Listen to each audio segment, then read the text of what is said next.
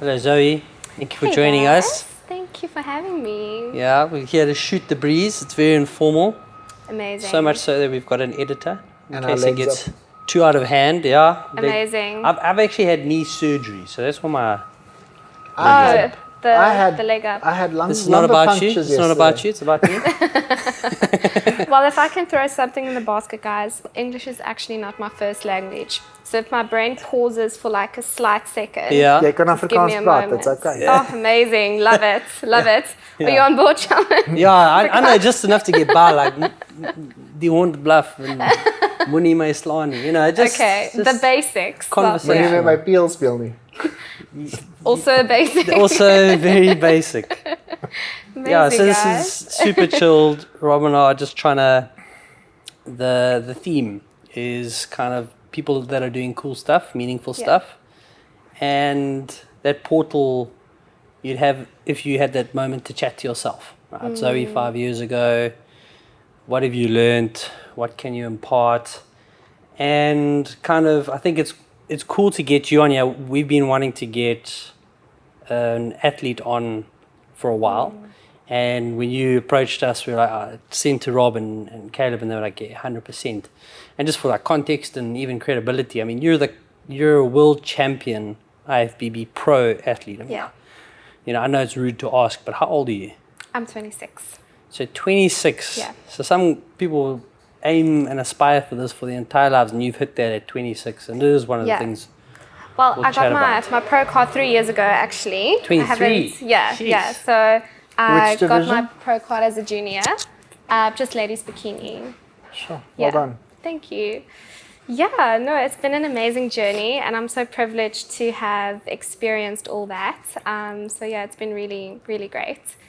Yeah, jumping back 5 years ago, I think, you know, like the one thing that I kind of got confronted with this year is a sense of identity. And I Yeah. think 5 years ago I would have obviously been 21. And you kind of like just have your life in front of you, you know. And I think Still do. yeah, I still do. But yeah, I think, you know, like I was pouring into so many other identities, like finding my identity in my sport, finding my identity in being a girlfriend, finding my identity of like being cool amongst the friends, and finding my identity in being a student at varsity. And when all of those things faded, not the relationship, but everything else, we moved away from friends. Yeah. Varsity is finished up, not competing at the moment. You kind of left with this shell of Yeah. like, you know, like who am I outside of all these things? And I think that is the one thing I would have told myself all those years ago, is to not fixate on variables, things that can change, Yeah. but to build a very solid foundation of my identity within myself, Yeah. outside of all those things that can so easily change in life. Yeah. I mean, I was chatting to my brother earlier, and I was mentioning that we're going to chat to you, and he was asking me, what are we going to chat about now? The one thing that I find when I chat to people of meaning is we'll talk about you've achieved something and how great it was, but What's next? what's next? Like, I find that's what people ask all the time. Yeah. But what I become more interested in, having been on a similar journey and had like a modicum of success in that regard too, is how important the process becomes, Yeah.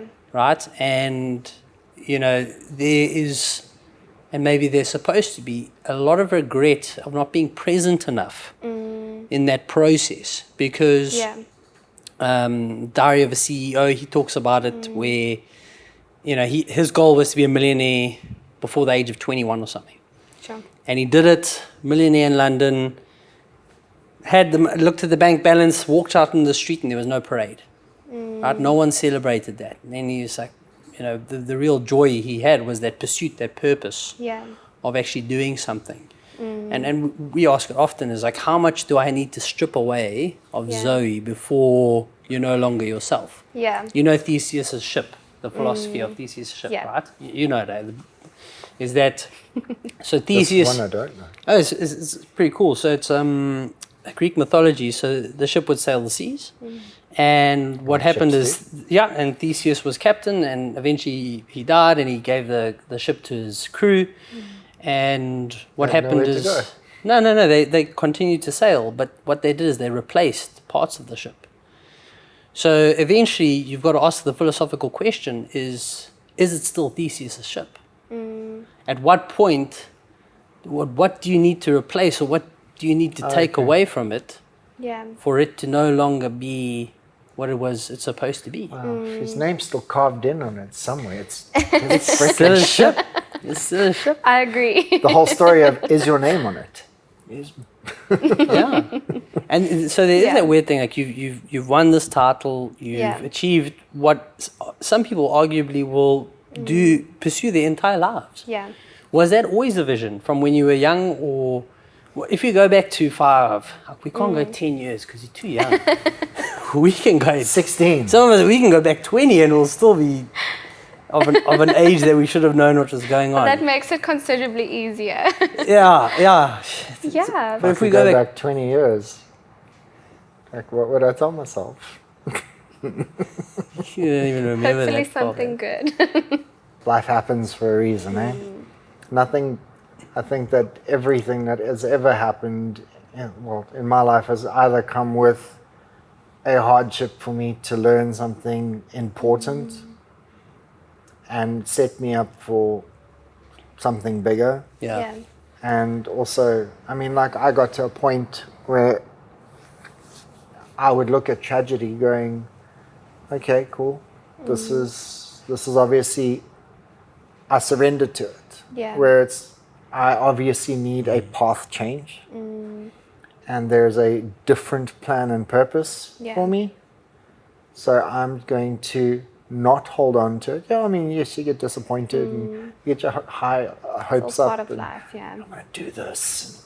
This is my plan. And then all of a sudden something kicks you in the butt and says, you're on the wrong road. Sometimes you have to take steps back because you missed the turn. Yeah, no, that's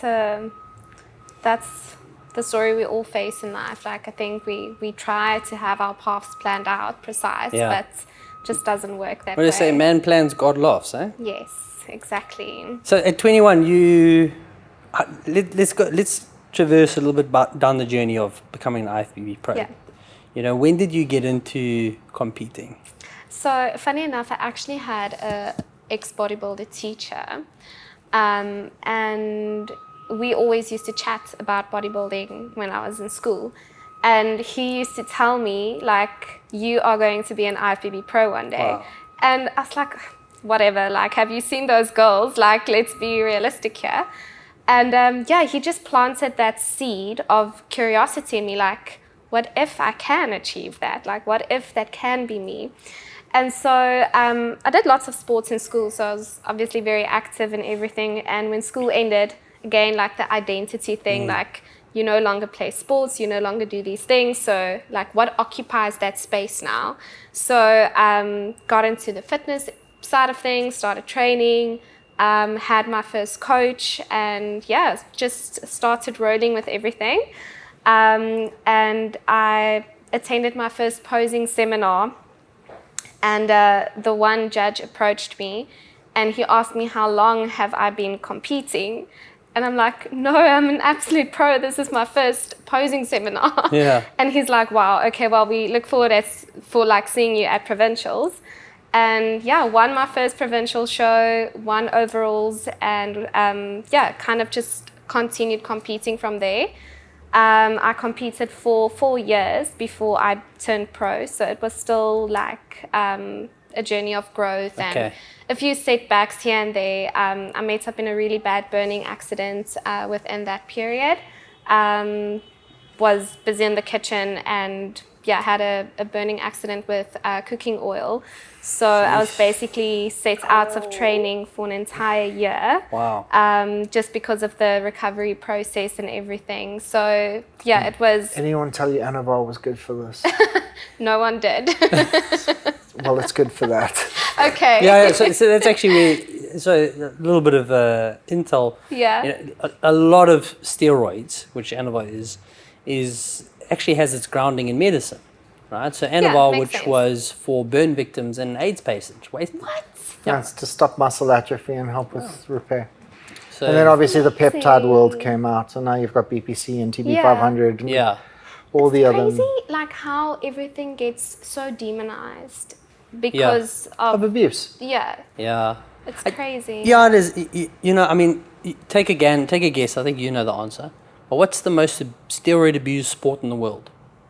Well, this is 2 years old knowledge, so it may have changed. Cycling. So you say cycling. What do you say? I would probably say something like football or rugby, Baseball. baseball. Baseball. Baseball. Okay. So what happens is Okay. these guys come out of juniors, they come out of Yeah. college, and they need to get 20, 30 pounds to become these hitters. And Yeah. and also they got to start throwing really, really fast, really consistently. Like the frequency is a lot. Testosterone and Makes mastery. sense. But you say that to people. I mean, you guys know sport, but you say that to a lot of people, and people go bodybuilding. Why? Because there's this aesthetic, Yeah, right? You wear Stigma. your drug use, Yeah. if that makes sense. yeah. Whereas like cyclists don't look like they use drugs; they look like they should. You know what I mean? They should get off the fucking road is what should happen. But back to that injury. Yeah. Like, it gives. I've been through a lot of injuries, more than necessary probably. But that gives me a bit of comfort in your maturity as an athlete, because what a lot of people don't understand is there is this arc of loss. There's this arc of difficulty that's inevitable. Yeah. Right? You do this for long enough at this level, you're going to get injured. Something's going to happen. Something's going to. Of course. So yeah. so you had this burn injury, or these injuries you had to recover from. Yeah. Were you dead set on competing again, or were you worried that you'd never be on stage? Yeah, I think it was a very blindfolded journey. So I actually got burns in my face and wow. over my chest. I had 2nd and 3rd degree burns. So it's kind of just part of my testimony today, because people can't believe that I was burnt in like more than half of my face. I don't see the scars. Yeah, on my chest, more dominant than anywhere else. But yeah, I mean, when I got into this accident, I honestly didn't know how I was going to look afterwards, because you see pictures of people who had burns, and it's like this stringy skin, and like it's quite bad sometimes. So in my mind, I was like, sure, I don't know if I'm ever going to look the same, one. And two, I don't know if I will be bold enough to step on stage, not looking the same as I have looked, So yeah, it was a very emotional journey. I'm sure you guys would know as well, like with burning accidents, it also gets worse before it gets better. Okay. It starts forming like yucky blisters and stuff. So I know how they calculate your survivability rate. Yeah. They take your age minus the percentage of the body that you've been burnt with. So hypothetically say, how old were you when it happened? I was 22. Okay, so 22 and 80% of your body was burnt, 100% dead. Sure. That's crazy. Jeez. What I could say though is that the oil missed my eyes, which is so amazing. Yeah. Apparently, if it does get into your eyes, chances of being blind as well, like the calculation rates, is just So it's been a journey, but it's been amazing to get back on stage after that. So like I said, I was kind of out for more or less a year, because you have to obviously keep it quite hygienic, so like sweating and stuff like that in the gym, blood circulation, like all of that, you kind of need to control. So yeah, I mean, I was basically out of the sport for 8, 9 months, 10 months. And then when I got back into it, went for essays, went for Arnold's, went for Worlds, and Cleaned just up. So it Do you think you needed that off season, that respite? Yeah, I definitely think so. I think it creates a resilience in you that you didn't know you had. I think it's only when you hit a proper setback in your life that you calculate what is actually worth fighting for and worth getting back up for. You have this organic prioritization. Yeah. I heard a nice one about hitting the bottom the other day. Once you hit the bottom, start mining. Start digging, I know people like that. It's been a couple of my wedding speeches I've said to people. You find gold. I mean, I love that. mine is similar. Is that I've torn both my triceps, Wow. Separate. I've just got porcelain joints. I mean, like I've had this knee done. I've had both knee reconstructed. I'm trying to stay optimistic. I'm glad I'm not an octopus because I would have had 4 more surgeries. But I decided They like, grow limbs. yeah, no, can they? I think so. You can cut off a tentacle and it comes back. Oh, that's true, actually, yes. So I thought, you know what? If I don't have a show in mind, I'm never going to get back in shape. I'm never going to give this a go. So I put KZNs in the calendar, and I worked with Ian. Amazing. And Lil. She helped me with my training because I had to reinvent the way I trained. Second at KZNs, and I was like, I can win this. Put my head down, ended up winning essays. Became the essay champ with 2 torn triceps. And the one thing, I was running, right? I was being chased by this idea that I was going to look terrible on stage. Yeah. So I was like, do you know what? If I look like Frankenstein on stage, at least no one will outwork me. So that's where I managed. God gave me this work ethic, right? He said, yeah, he has these injuries, he has this pain, but he gave me this work ethic. So I outworked my competitors. And Amazing. you know, and now he's given me the grace to have these surgeries and recovery period, and he said, you know what, you can keep the work ethic. Amazing. Yeah, and it's crazy because you wouldn't have known that you had that inside of you if you didn't hit those setbacks. Yeah. Yep. So that's really amazing. Frankenstein monster, by the way. Frankenstein was the doctor. Yeah, you're quite right. Actually, yeah, we read the book the other day. Thank you. Literary okay. examples, yeah. So I'll be Frankenstein. You can be my monster. Frankenstein's monster, yeah. He's Igor. Yes, master. So did you? There's a couple of formulas they think of when they think of success. Yeah. And one of them involves this idea of the person being aware that they were destined for greatness or destined for something greater. Did you have that growing up? Did you have an environment that fostered that? A partner that was like, you're the best in the world and you believed them?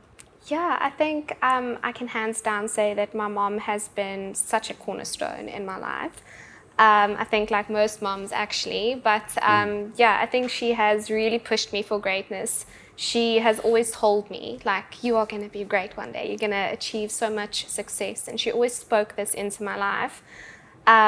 So what is also quite interesting, my name Zoe means life in abundance. Okay. So it has been something that has like stuck with me throughout my life, and having that name and having achieved the success that I have achieved, it doesn't mean that life doesn't come with its challenges or that you don't have seasons of, you know, like droughts and stuff like that. I mean, that's part of life.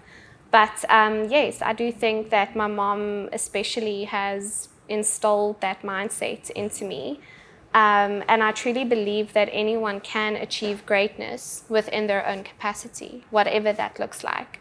Like I always say, like me winning worlds, that was my greatness. But someone losing 40 kgs, like that was that person's greatness, you know. So I do believe that we can all achieve greatness, even if that wasn't part of your upbringing, you know, like if perhaps you... Within talent.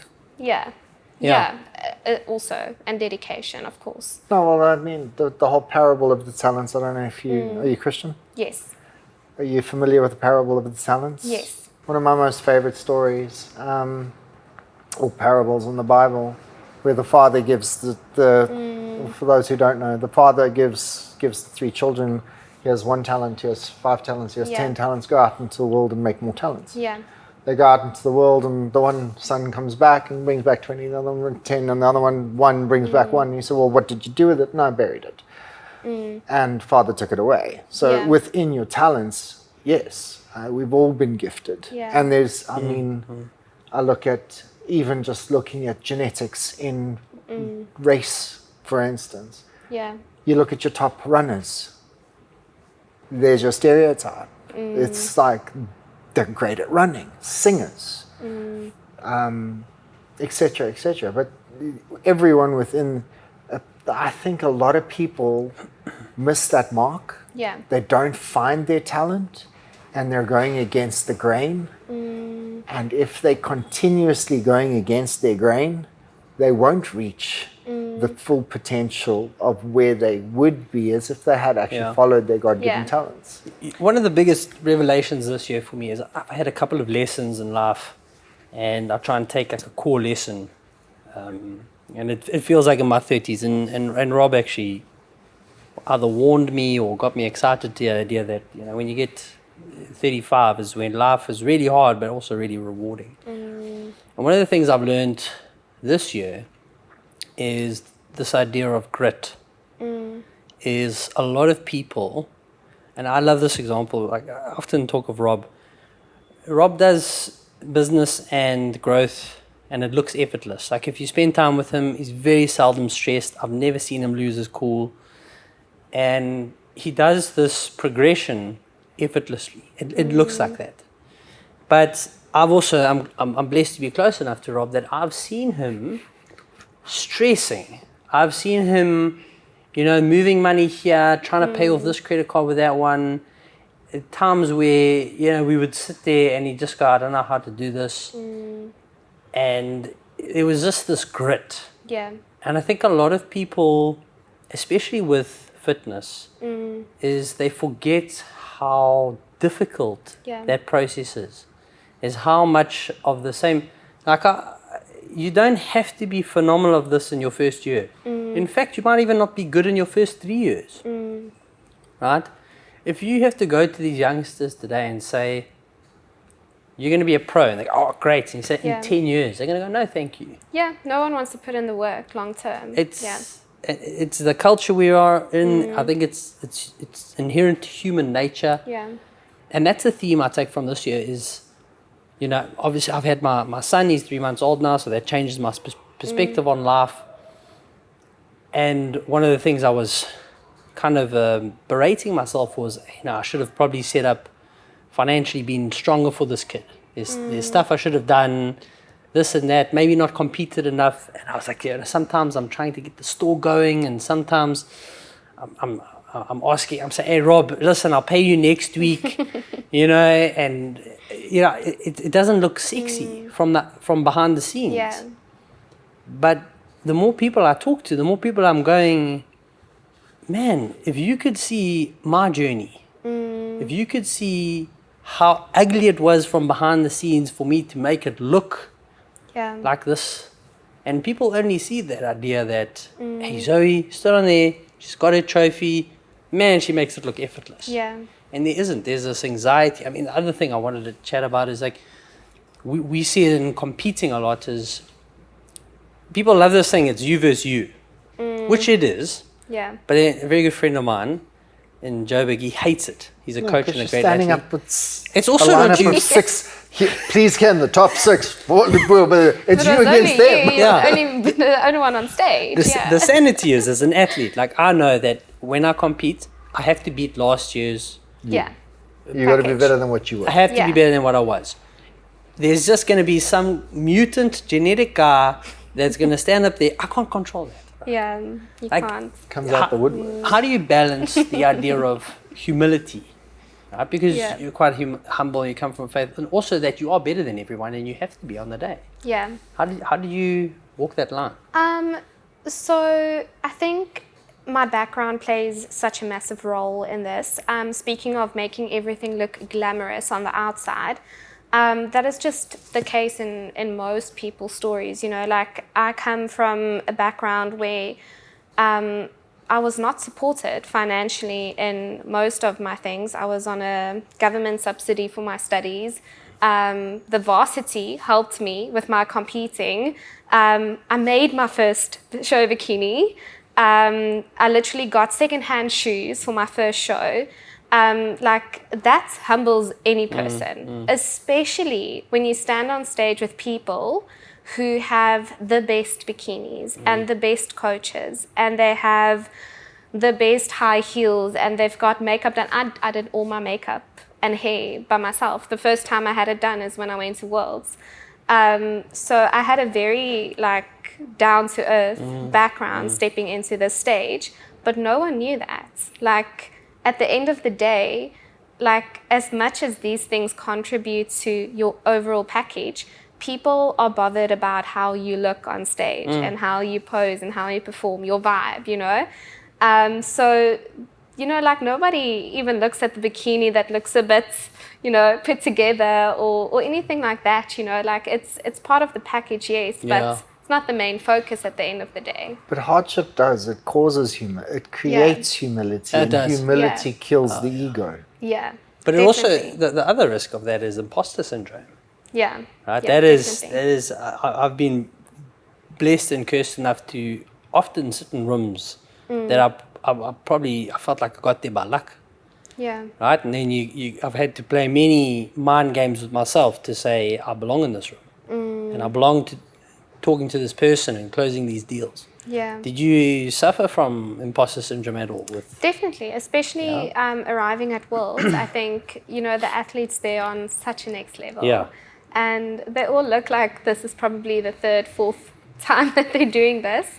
So yes, 100%. But in my mind, I was like, gosh, I've worked so hard for this. So imposter or not, I'm going to enjoy this as much as possible. But I think in other areas of life, like we do get challenged with that quite often. What would your advice be for someone struggling with imposter syndrome? Action cures fear. You know, I think and it's not even my idea. There's the first self-help book that was ever written called The Magic of Thinking Big. It's a great read. It'll be transferable throughout time, and it just says that action cures fear. So, you know, I've had to this year, especially with some of the changes I've made in career, remind myself that someone's got to be the dumbest in the room. Be it you, and get it out the way. Wow. Just do it. And funny, I came to a revelation the other day. That very seldom will people help you, and it's not because people are not nice, right? It's just people are busy and people are self-serving. Not in a position to. Yeah. Right. So you ask for help. I ask how to do this. I figured out people will not always help you, but man, they love to correct you. Right? So get it wrong. It's the fastest way to learn. Yeah, wow, that's amazing advice. I love So it. you just go and just bugger it up. And I promise you, it is a shortcut to success. Put a sincere effort down. Wow. I've done it often. As you know, I've been in corporate for almost longer than I haven't. I started working when I was 18 in corporate. And I do this thing, and it works 9 out of 10 times. Is that someone will come and ask me to help them with something, a business feasibility study or something, and I'll say, oh, great, will you just put your ideas down in an Excel, in a Word document for me? Just put it down on paper and come to me with the plan. Just come to me, just put it down. I don't know where to start. 95% of people. 9 out of 10 people will not do that. Crazy. I have so many people do that with me. And Wow. I really have this great idea. I want to do this. I want to do that. And I'm like, okay, cool. Come sit with me. Yeah. Bring your idea. Write it down. Let's go through, and I will help you through the steps on how to create your business. Yeah. And they come, and they're like, I want an investor. And I was like, Yeah, but how are you going to but what do you want him to do? Yeah. And it's like, I don't know. And I'm sitting there going, well, if I knew, I'd be doing it myself. Yeah, exactly. Like, come to me with the plan. I mean, look, I am fairly resourceful. So generally, if there's something that I want to do, I can either source it, make it, or build it myself. Except fix computers for some reason. Not yet. Not yet. God's giving you... What is that? God doesn't make you a computer technician. He gives you broken computers. There's a solution. There's a solution. Throw it against the wall and buy a new one. Yeah. I've heard that is what most men are doing nowadays. Throwing stuff against walls. Well, if it's stuck, force it. If it breaks, it needed replacing anyway. It's a good segue into the masculinity problem we have in this current world. No, let's not get into it. Yeah, we can get into it, but I mean... well, have we got time? You wouldn't know. You've got a man's man as a husband. So Yes, I really do. You do. Yeah. You do. Good guy. I'm very blessed with that. Interviewed him before we started. Shame. The idea of success in one space is cool. Like you've done what some will never do and will aspire to do, and you've done it. You've done it very well, right? Yeah. In the way that the industry, fitness as an industry, is a very sordid industry, right? It's this hierarchy built on what people look like. Yeah. It's this posturing on stage. So it's very difficult to honor oneself and what you're doing and not look like you're in a skimpy bikini on stage selling an image. Yeah. Like how do you toil with that? How do you balance that? Is that a consideration? So if I just want to understand your question, are you asking how do I manage between giving this image on stage and kind of being authentic off stage as well? Yeah, so there's this, Okay. as I understand it, there's this version of Zoe that is humble and you love the idea of competing because the training and the dieting and the lifestyle is yours, right? We get a lot, I often joke about this, we get a lot of our recruits in bodybuilding from people that have bad body image And eating disorders. Yeah. Right? That's where we get our recruits from. And then what exacerbates that is the idea that you get some great profile pictures from being in shape. So that That they can reuse for the next 12 years. absolutely TBT, Throwback Thursday, Flashback Friday. These hashtags exist for this. I use it too. What's the Saturday, Sunday, Monday, Tuesday? There must be something every day. Thinking Yeah, back. of course. Can't only be 2 days. Yeah, she's. Because I mean, I reach Tuesday and the rest of the calendar's already telling me WTF. Yeah. so there's a stigma. Yeah. Almost. And like one of the questions I had was, there's what's commercially attractive about someone being in shape. Yeah. Right? You have to have a certain persona to get attraction. And I used to see it all the time when I was in London. I would post ab shots and then I would post a meaningful quote and you know which one gets more attention and engagement. I played guitar naked once. Don't listen to him. What did it say? Okay. And I even wrote in my caption, this is going to be a bad idea. I'm not a sex worker, but $20 is $20, right? The comments I got. Yeah, the likes so and brave. shares. Yeah, I think that is such a complicated thing in today's time. Especially, like, I don't want to generalize. Like, I know men also have this commercial and authenticity thing.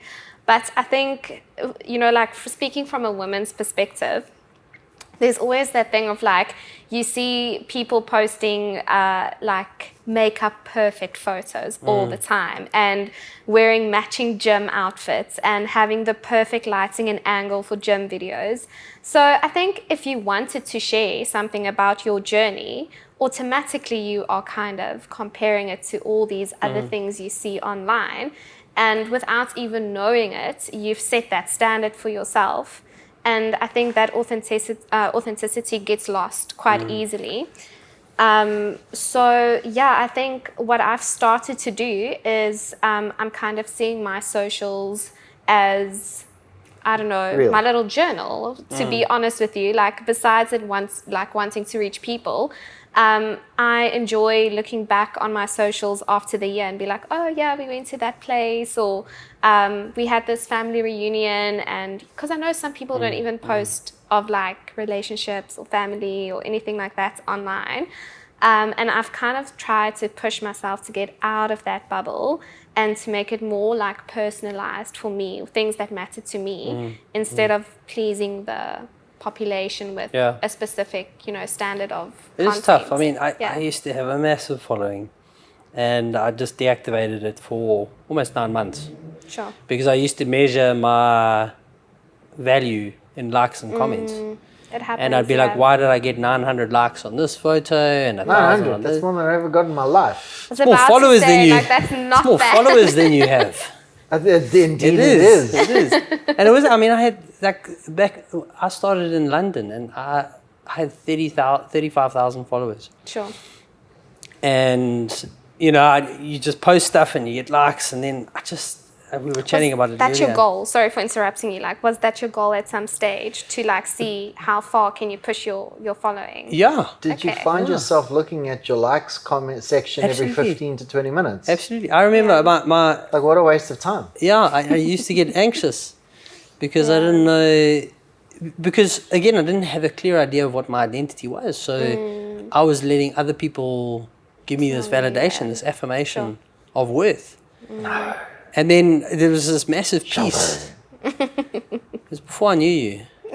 Just glad this saved- is why I came into you your freaking life. You saved me.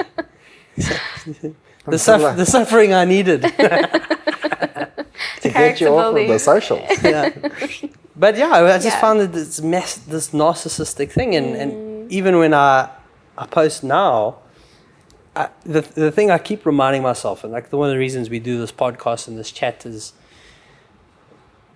there's a sincerity in what I want the message to be, and if it's relatable, it's fine. If it's not, it's fine. It's like As long as it speaks to one person. Yeah. If you can make somebody's life better in any way, or if this can reach out to someone going, I really needed to hear that. Or there was something that was very insightful. I mean, like we've had a couple. I've actually had guys walk up to me and then be like, "Oh, I saw you on this and this, and you were saying something," and it was just like it really hit home for me. And I was like, "That hit home for you? Yeah. Like out of all the shit I had to say that day, that's what you found? Okay." You would have never known. Yeah.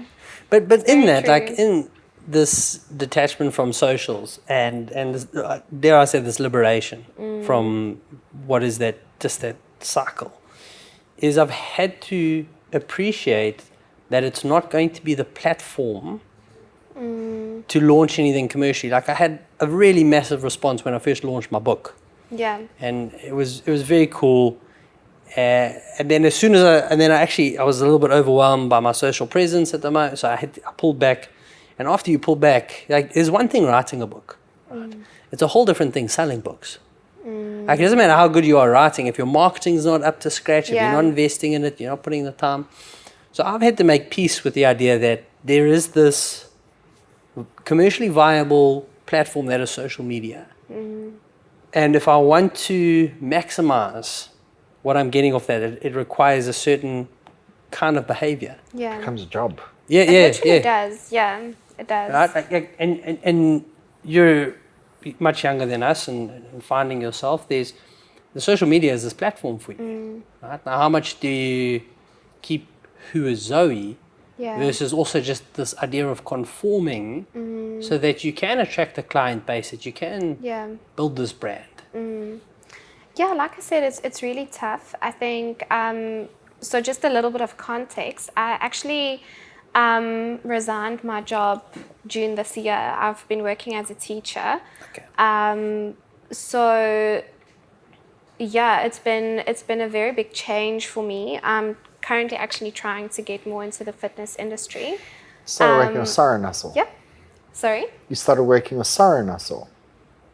Well, STG? yes. I'm kind of new there, still kind of trying to see if there's potential, just in terms of like working as a PT, because like I said, I'm still trying to find myself in this industry. So having the bigger picture in mind, like what do I see for myself long term and all of that.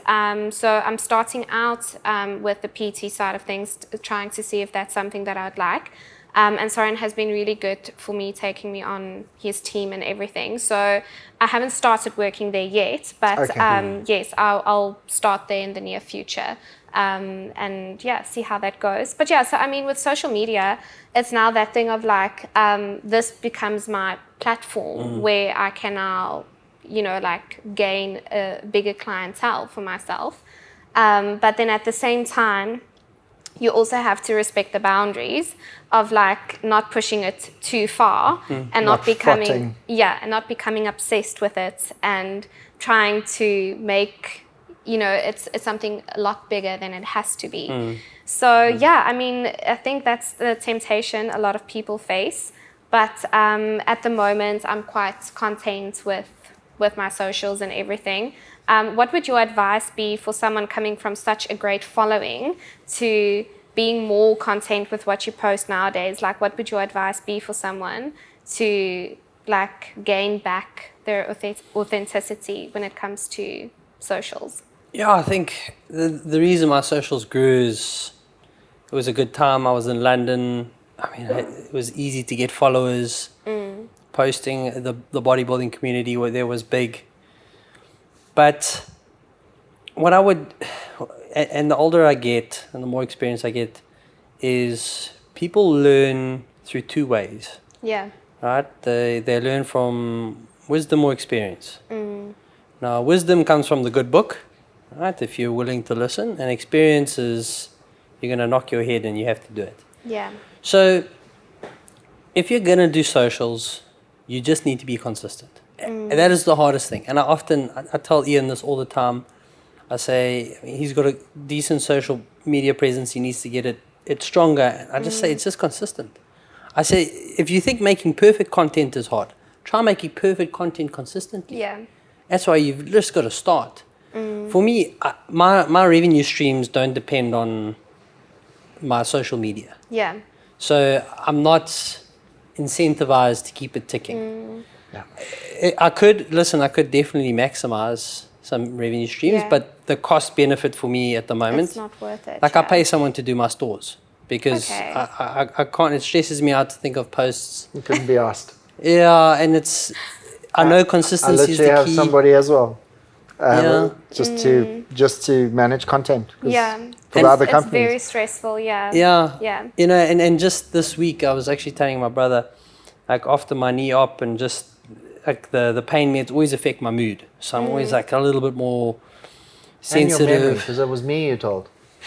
And I told Goody. Okay. Yeah. I'll let it slide. And just checking. I just log off. I don't go on socials. It just stresses me out. I don't want to see what people are doing, and I can tangibly, as an athlete, you'll know this. Like we have measurable metrics. Yeah. Because we do the same thing every day. So when you eat something off, or when you have bad sleep, your performance does this measurably.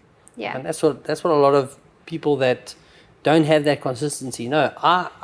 My sleep's improving, my mood's improving, even though I've got this variable. So socials, it's a tough one. If I didn't have a store, I don't think I'd have it. But then I wouldn't get all the racist memes from Rob. So. That makes it worth it. Yeah, it's that and Porsche jokes. Porsche jokes, yeah. Nice. So I don't know. I think if you're going to do something, I'm a firm believer in that whatever you do consistently will work. Don't worry about the numbers. Yeah. Just do. Because the thing is you can have 1 million followers and one person buying, or you can have 10 followers and 3 people buying. Who's doing better? Yeah. It's one way of looking at it. Yeah. So the metrics for success, I think, are consistency. Don't worry about the likes. Worry about the account. That's good advice. Find quality and not quality as in like frotting around is not going to bring you quality. It's going to bring you likes. 99% of them are going to be horny dudes. Promise you. Yeah.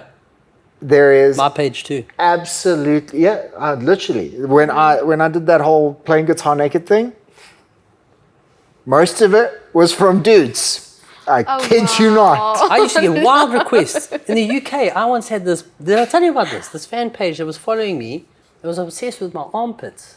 No, I promise you, that is give it a lick. Yeah. And they used to go and they used to tag and they used to like share my picture on these armpit pages. And I was like, that is not okay. So listen, it's the easiest $100 I made. But the thing is like, and I direct this to someone like, I'll use my mother as an example. Yeah. The content that you would create, if meaningful, is the person with money is going to look at somebody frotting around on social media and go next, because the next one's going to be doing the same. The next one's going to be doing the same. The next one, this person has some intellect. Let's hear what they have to say. Yeah. They don't have their tits out and or the guys sitting there flexing his biceps. Like, who the fuck cares, Joe Yeah. Swilly? Go away. Yeah. I don't give a shit. But also 100% that doesn't agree matter with to you. you. Yes, but I'm the one who spends. The others are not. Like, What are you buying? You're not buying what they're selling. Hey, There's a whole listen. There's a whole market of people. If you were selling fit 40s for men, if you were selling programs, people would buy, and peptides, people would buy. If you were selling, yes, but that's the again, aesthetic. it's meaningful content. If Yes. I'm going to sit there and go, this is intellectual, this is going to stimulate your brain in more ways than just the lust inside you. Yes, but you're a man of meaning. You've earned that. Yes, we but the all men started without stupid. meaning- You're lucky. Yeah. You're like smarter than us now. 20 years ago, me was dumb. Still am, just less, right? Wow. No, I do more stupid now than I did then. Remind myself to show some grace to Reckless. myself. But now it's more like putting my life at risk every time I put my knee on the ground. He likes Oh, racing. wow. I love racing. Very Yeah, cool. boys and their toys. Yeah. Very, very cool. So sorry, did you want to say something? No. You can go ahead. So you know Darwin, right? He invented the Darwinian theory about evolution. Yeah. So I say this, and it's one thing I'm always mindful to say to successful young people like yourself, because it's not a deterrent; it's a warning. Darwin discovered, or he theorized evolution very early on in his life, and if you delve into the scientific community, he's actually a little bit of a loser, because Okay. he discovered something fantastic very early, and his works, he didn't improve himself. If you get into specifics, his maths wasn't good enough for him to further the ideas around evolution. Yeah. So as he got on in his life, anything else he put out subsequent to this theory of evolution that was so groundbreaking and what he's thankfully renowned Never for. evolved. Yeah, it never evolved, right? He peaked Yeah. very early. Yeah. Right? And this is what us old guys say to each other, like, hey man, thank God you're successful now, because if you were successful 25, Yeah. you would have been super dumb. You would have killed yourself. I would be dead. Right?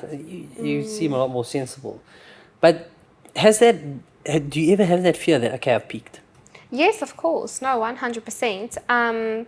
I think, especially when it comes to bodybuilding, there's a lot of variables that I take into account. So, being a woman, I would love to have a family one day, and I'd love to take good care of myself in order to be able to do that. Add 12 to 15 kilos. Yes. So, I mean, for me, like, I would love to further myself in this sport. I didn't accept my pro card just to end it there. Yeah.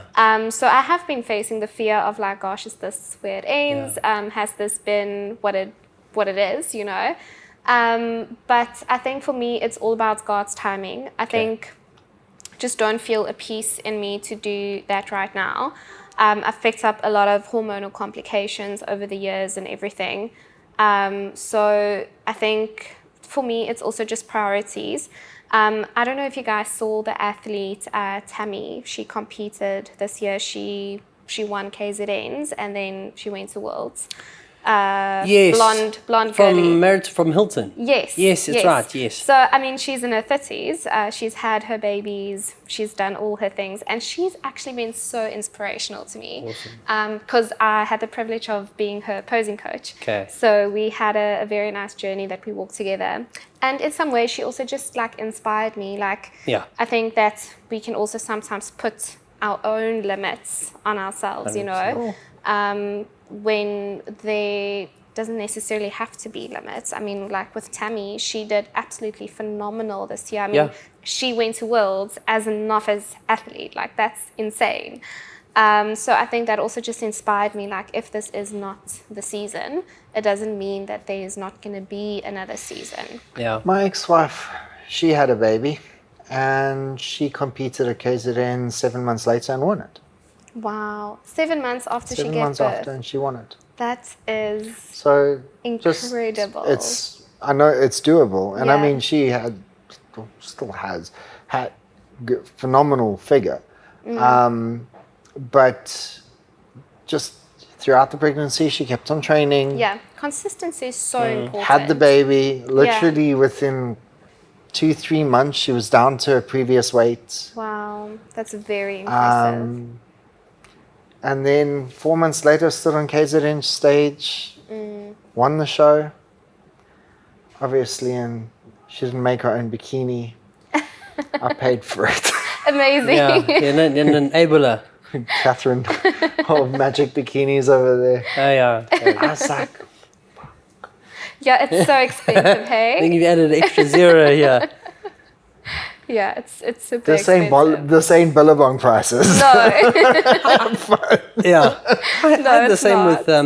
with Gaza. Like, Gary McDonald, he also competed, and he said, this was going to be his last year. And then him and his wife are going to try for a child, and they fell pregnant while he was prepping. Right? Oh my Did you also give him some of those things? No, I don't know what it was, but we kind of know what it is. I won't mention it on air. But yeah, he was blessed with a beautiful son. Amazing. And we went to Worlds together, and we shared a room, and Okay. yeah, we shared a bed. Okay. Yeah, what happens in Iran? Pillow But- fort. STDs come back with you, right? But we were 10. He's 10 years my senior. Wow. And I looked at this guy, and I looked at his work ethic and what he's achieved and how long it took him to get to the top. And that's the reason I went through this season of surgeries. It's like, I've got another 10 years at least. Gaza's still going to do another show. Yeah. So I think God Very puts these people inspirational, in our path. And it is scary. I like the idea, though. I think I prep well from a position of I need to outwork people. Right? Maybe I am past my due date. Yeah. I think women have this. We see the over 35 category at SAs. It is incredible. Yeah. There's something that having a child does to a woman's body, and I don't just mean physically, but I think like physiologically. Resilience wise, Yeah. I think that you just, I don't know, feel so confident in what you're able to overcome. Yeah. But no, definitely. So I think definitely not peaked yet. Good. But I think, the pressure of society is there. Like, I mean, the amount of people asking you like, oh, so you've got your pro card now, when are you competing again? So you have that pressure from everyone around you to, I don't know, get back into the game. But I've been so content. I mean, I have my posing, like business running on the background. So I get to work with athletes during the year, and I get to go and attend shows and go and cheer them on and stuff, which was also a very big shift for me because I was usually the one being on stage. So standing in the audience has also just like, like it also humbles you again. Yeah. Because I think, like we as bodybuilders, like we yearn for that limelight, like we yearn for that stage presence and that feeling you have being on stage. So not having that and being the one supporting, that was also pretty awesome. Yeah. And, people often think of the trophy and the reward, and I've said it before, and I think it's worthwhile saying. One of my favorite sayings is the idea of, I hope you're punished like Christ was. Right? And people go, wow, that's something really harsh to It's a bit say. excruciating. Yeah, I mean, you're disemboweled, you're pinned to a cross. It wasn't disemboweled. It was, yes, the spear, that was the final blow. That wasn't a disembowelment. That was a stab to the lung. Okay. Either way, William Wallace was disemboweled. I'll take neither. Okay. So but he was punished. Like it was truly horrific. Yeah. What he went through, but the reason is because he's the son of Christ. He's the son of the world. Right. So what people forget in that equation is that the reward comes with the cost. Yeah. Right. Rob's business, everything Rob does, it doesn't only come with the Porsche, the fancy cars, the lifestyle. I've seen this guy work his brains out. Yeah. Right? And often, hours that are not comfortable. You blow my brains out. Yeah, it's been a hard Yeah. toil. Yeah. And we say this thing is like act your wage. You know, it's not about what you want, it's how much you're willing to give up. Yeah. I say it often in businesses. Someone will come to me and say, okay, we want to do this. I say, how much revenue do you want to make? So, oh man, I'd love to make R1 million. Great. What's your margin? Spend 70,000 Rand on marketing. No, it is. You want to make $1 million. Let's say it's a good margin. Give me 600,000. Right? Like you've got to put the cost first before you're going to get the revenue. And that's good margin business.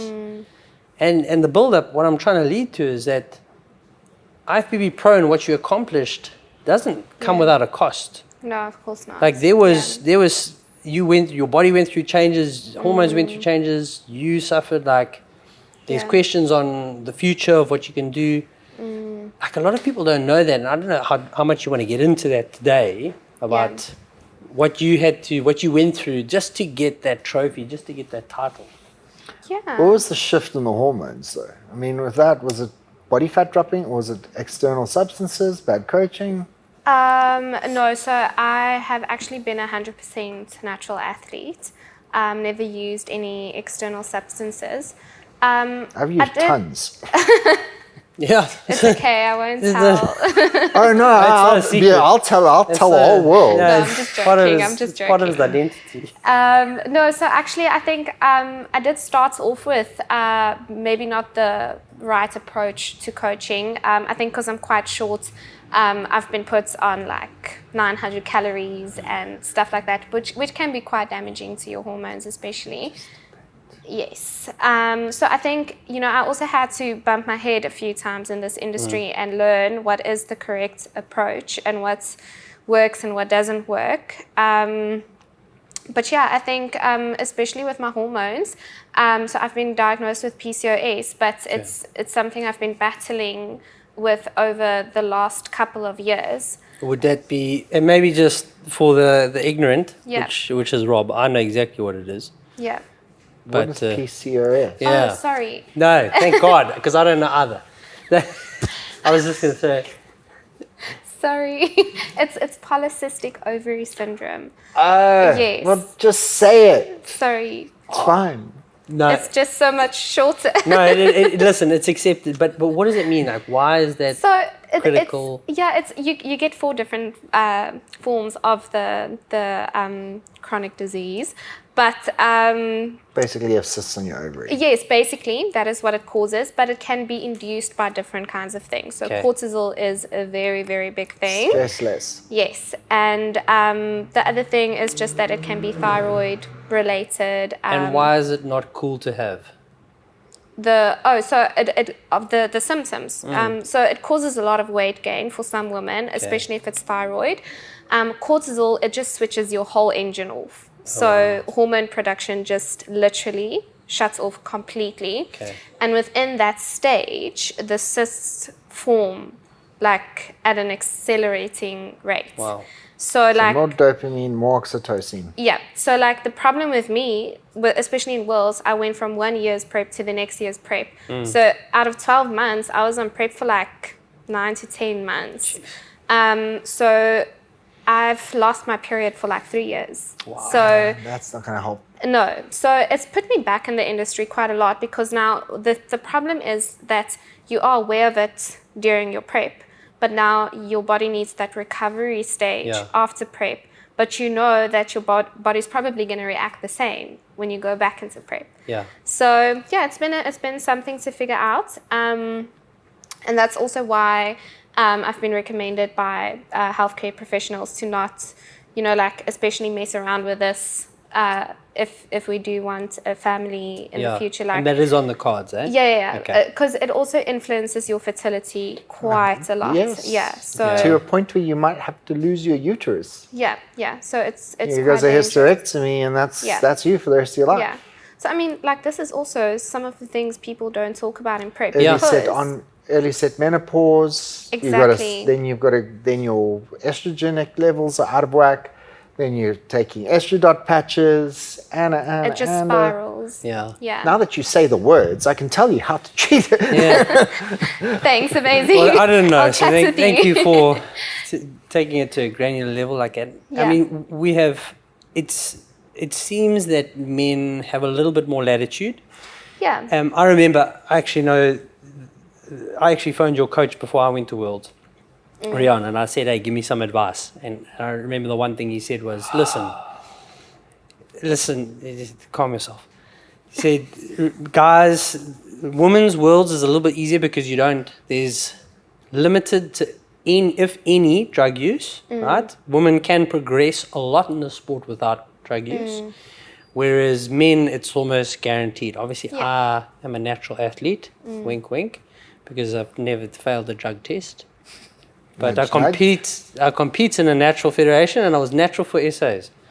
So, but the differentiator there is that we still have that latitude. Even if we did take and did use, men can recover. Yeah. What a lot of women, and to generalize, it's intentional, is that when you use these substances as a woman, or when you prep as hard as this, when you put your body under these strains, sometimes the damage is irreparable. Yeah. Right? Or if you've prepped for 3 years, it could take 3 years to get you back to norm. Shame. I remember one lady phoned me and couldn't recognize her voice. Rob. And I'm like, what did they give you? They put me on Deca. How many shots? 3. Deca. I said, and so is there anything I can do? And I'm like, I'm sorry. Yeah, if the damage is done, The voice, once that voice drops, it's like a teenage final. boy. Sorry for you. It's done. It's dusted. Yeah, There's no and reversing that's so sad, You can cut off the nuts. It's not going back to that tone. Yeah. Sorry. It's very, very sad. And it's because of the wrong influences in this industry. Yeah. Like, I mean, the lack of knowledge and intellect, like you were speaking about just now, it's so scary because so many women, especially women now, are being led down that path. And once the damage is done, then you literally can't turn it back. But yeah, I mean, these are the things that go on backstage from prep, and it's not spoken about in the industry. Not spoken about. Your voice drops. Yeah. I remember another lady walked into my office the one day, and she just pulls her pants down and she's like, "Rob, look at my." And I was like, that's a man child. Do your growing man parts. Yeah, it literally had grown to probably 2.5, 3 inches. But you know what the problem is, right? The problem is sad. the problem is that, and it's the same thing with sickness. It's the same thing with going broke. It's the same thing with being scammed. People don't think it's going to happen to them. Yeah. People sit there and they go, I'm going to bang a bit of VAR for this prep and I'll be fine. I know plenty of fitness model category, which is the softest, and that are taking Anavar. And I'm like, I'm not trying to tell you how to prep. Like, I'm not trying to, I don't want you to not win. I just, don't think this is the right approach. We were talking with a couple of guys. One was a doctor, one was an athlete and a coach. They said the reason we know that a gram of test doesn't work a week is because we tried. Okay?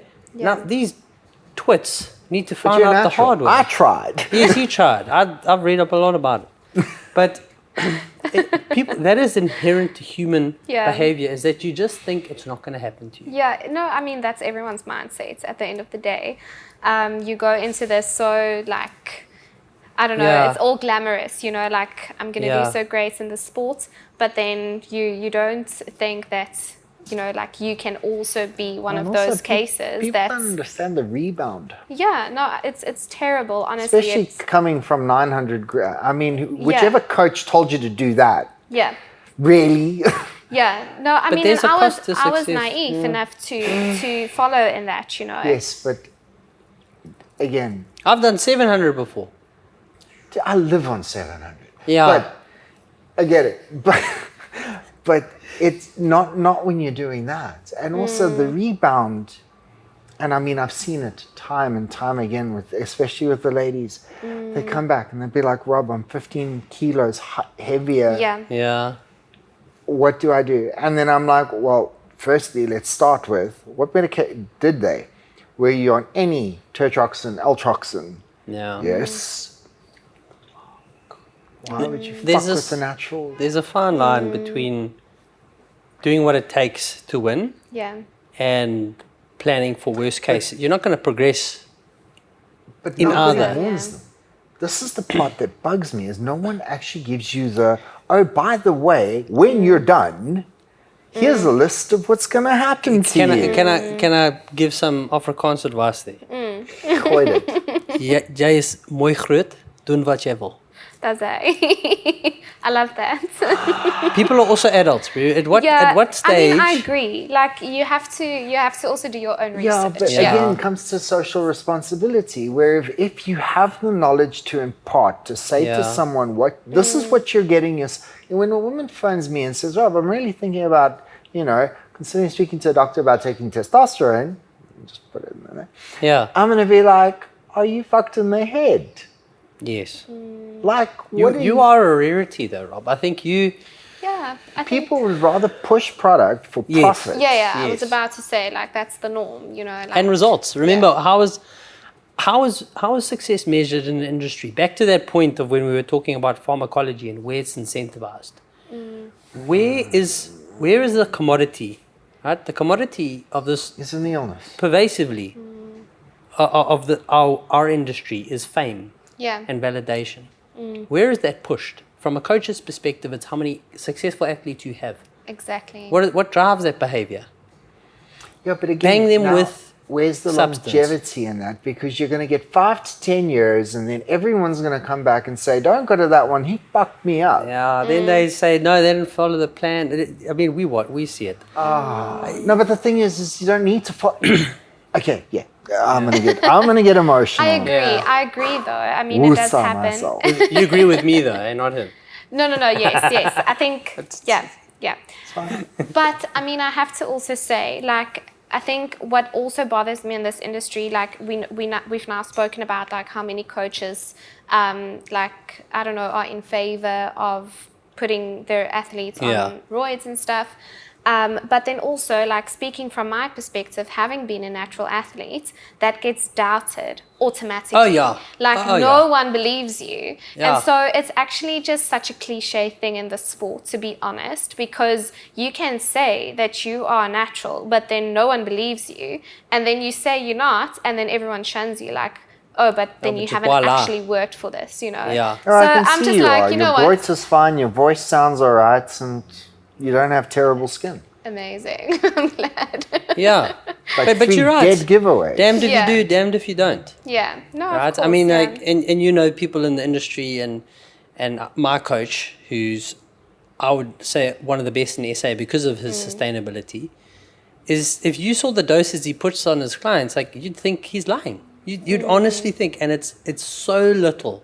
Yeah. But and I often tell kids, I say, I might not beat you this year, but I'll beat you in 5 years, because it's not the drugs, it's Consistency. It's the consistency. Definitely, yeah. So I think we. It's how you win a championship. It's Yeah. by rocking up, getting to, earning the Yeah. points, getting the trophy. Yeah. 100%. And losing. I think like one of the things I tell kids is, I hope your first show, I hope you get smashed. My first show, do you know who I competed against? No? Sibusiso Kotela, Okay. right? That man, and he was a mutant. junior. He walked backstage. I looked at this guy and I was like, I need to go play badminton, because I got play with little paddles. smashed. I smashed my Yeah. coach. I had he's a great coach. He's just a very okay guy. He didn't even watch me for my second. He looked at me and he said, "Oh, you did well for your first show." He didn't even stay for what was back then second judging. Oh, wow. My first show was dismal, but I loved it. Yeah. And I'm so glad I got used to losing, because I've lost far more than I've ever won. Yeah. And losing, you learn way more in losing. You do. You absolutely do. And I think that if you don't walk away with a trophy, then you get to hold on to the other moments of the day that was quite special to you. Yeah. Whereas I think some people can just be so fixed on that trophy, which is just going to end up on some, I don't know, trophy rack anyway. Yeah. But it's about enjoying the journey and the moments and everything backstage and meeting new people, connecting with people. That's what it's all about. Yeah. Yeah. Well, we got to close soon, so is there anything else you want to know? or say, anything else or you get want out to there. know, or anything else you'd like to say? Oh gosh. Unless there's something you guys want to ask me, I think I'm all good. No, I think, you know, to wrap up the last point you made is whenever I speak to people that are of meaning, that have done cool stuff, they gravitate to, yeah, I've done cool stuff, but I can't wait to start new stuff because it's the love of the journey. Yeah, that's It's really cool. finding the most meaningful pursuit that God's ever given me is to be a father, because my goal is to be the best father. It's completely unmeasurable. I'm never going to get a certificate or gold medal saying that I've Yeah. achieved that, but man, is it You cool will. to do that every day. I promise you now, You're one gonna of give me these one. days Best you're going to dad get a reward. medal. You'll get the best. And you know who's going to give it to you? Your son. And you know what? Yeah. It's the best feeling in the fucking Yeah, world. he's gonna put You know dad what? with a D the wrong way. Best got- dad. Best dad, bad. I got one for my daughter. And I was like, I was in tears. Yeah. Yeah. A little freaking certificate. I think I still have it on my fridge. Best dad. And what is he best at? Making pancakes. Like, The small things. that is what Yeah. counts to them. Yeah. They don't give a shit that she doesn't care I drive a Porsche. Yeah. She doesn't care that she cares that I make her pancakes. Yeah. And best. So yeah, I think you've got so much ahead of you, Yeah. and you're such a cool person, and I think success is transferable. So Yeah. I think you can take it from this, and whatever you do, just apply the same mindset. 100%. And it's undeniable, Zoe. I think there's greatness in your path, and just because you started early doesn't mean that's where It's it stops. over yet. Yeah. Amazing. Well, it's been really great to learn from you guys tonight. I've taken some very valuable advice from you as well. So yeah, thanks for having me. Pleasure. Amazing. It was lovely to have you. Thank you.